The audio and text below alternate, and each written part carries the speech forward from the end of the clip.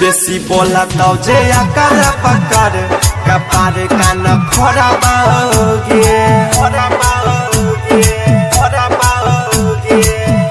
तोरा दुआरा पाए है तो बड़ा तो दूल्हा से लाड़ा बाओगे हे तो बिया दोसरा सत नहीं डरा बाहुगे हे तो बिया दोसरा सत नहीं डरा बाहुगे तोरा दुआरा पाए है तो बड़ा तो दूल्हा से लाड़ा बाओगे बेसी बोला तो जे आकर पकड़ कपार कान फोड़ा बाओगे हे तो बिया दोसरा सत नहीं डरा बाओगे हे तो बिया दोसरा सत नहीं डरा बाओगे तोरा दुआरा पाए है तो बड़ा तो दूल्हा से लाड़ा बाओगे बेसी बोला तो जे आकर पकड़ कपार कान फोड़ा बाओगे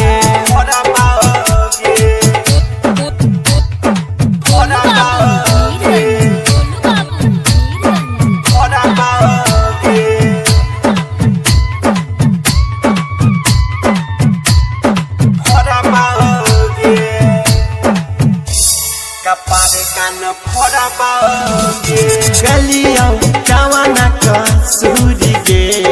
हो खैच हमारा से दूरी गे सोचल सपनावा गई हरा जाई कैला चकाना चोरी गे गलिया जवाना का सूरी गे हो खैच हमारा से दूरी गे सोचल सपनावा गई हरा जाई कैला चकाना चोरी गे तोरा बापो के मुँह कार खींचू ना सो धरा बाओगे तोरा बापो के मुँह कार खींचू ना सो धरा बाओगे तोरा दुआरा पाए है तो बड़ा तो दूल्हा से लाड़ा बाओगे बेसी बोला तो जे आकर पकड़ कपार कान फोड़ा बाओगे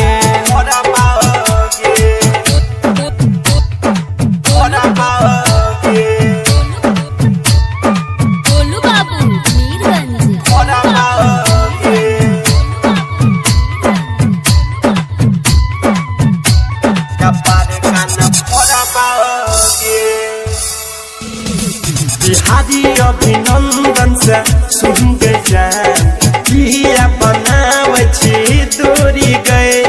ये तने बता दे गई बेवफा कि तोरा मजबूरी गए